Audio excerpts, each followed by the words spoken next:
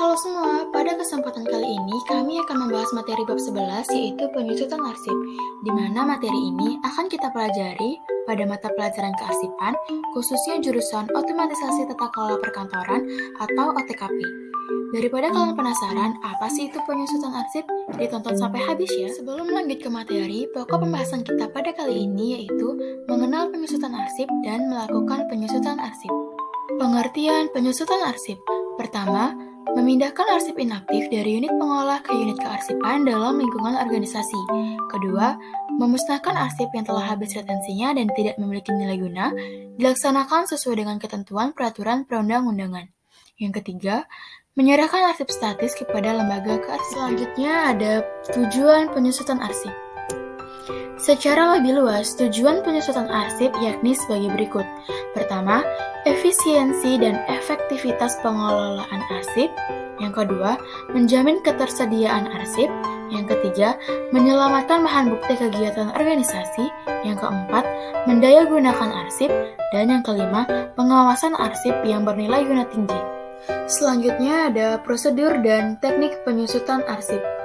Ada 2 poin. Yang pertama, jadwal retensi merupakan instrumen atau daftar yang mengatur seberapa lama arsip disimpan, kapan harus dimusnahkan atau diserahkan. Keterangan pada jadwal retensi merupakan pedoman dalam melakukan penyusutan.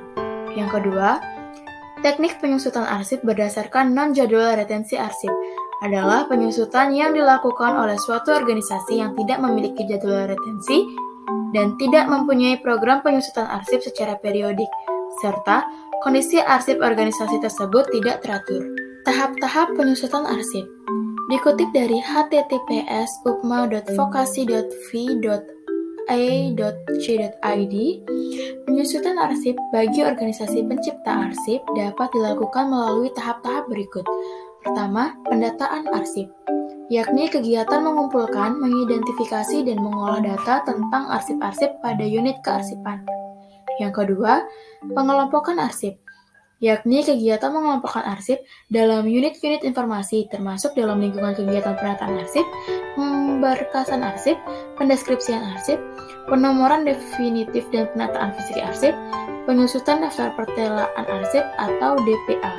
Yang ketiga, penilaian arsip, kegiatan menganalisis informasi dan fungsi terhadap sekelompok arsip untuk menentukan nilai guna dan jangka waktu simpan arsip. Selanjutnya ada pemindahan arsip inaktif. Kegiatan memindahkan arsip-arsip inaktif dari unit-unit kerja pengolah atau central file ke pusat arsip atau record center. Prosedur pemindahan arsip inaktif dapat dilakukan dengan tahap-tahap berikut. Pertama, menyeleksi arsip inaktif. Kedua, penataan arsip. Ketiga, pembuatan daftar arsip inaktif. Yang keempat, ada pelaksanaan pemindahan. Penataan arsip inaktif didasari pada asas. Pertama, asas asal-usul adalah asas yang dilakukan untuk menjaga arsip tetap terkelola dalam satu kesatuan pencipta arsip atau provenance, tidak dicampur dengan arsip yang berasal dari pencipta arsip lain, sehingga arsip dapat melekat pada konteks penciptaannya. Yang kedua, asas aturan asli adalah asas yang dilakukan untuk menjaga arsip tetap ditata sesuai dengan pengaturan aslinya atau original order atau sesuai dengan pengaturan ketika arsip masih digunakan untuk pelaksanaan kegiatan pencipta arsip. Perka Anri nomor 37 tahun 2016 tentang pedoman penyusutan arsip. Selanjutnya, pemusnahan arsip. Pemusnahan arsip adalah kegiatan menghancurkan visi arsip dengan teknik tertentu, sehingga fisik arsip dan informasinya tidak dapat dikenali lagi. Pemusnahan arsip harus dilakukan dengan kecermatan, karena kegiatan ini memiliki konsekuensi hukum sebab arsip yang dimusnahkan tidak dapat diadakan lagi. Oleh karena itu, dalam melakukan pemusnahan arsip harus sesuai dengan prosedur yang benar.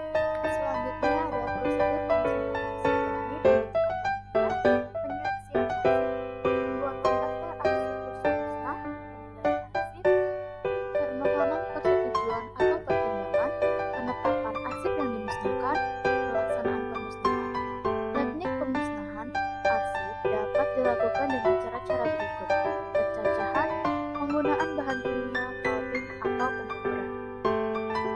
Teknik pemusnahan ada 3. Yang pertama, pencacahan.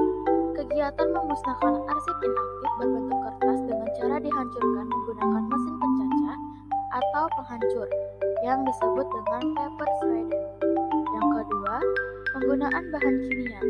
Metode pemusnahan dokumen dengan bahan kimia yang dapat melunakkan kertas dan melenyapkan tulisan. Yang ketiga, pulping. Metode penguburan merupakan metode yang paling ekonomis, aman, bersih, nyaman, dan tak terulangkan. Penyerahan arsip statis.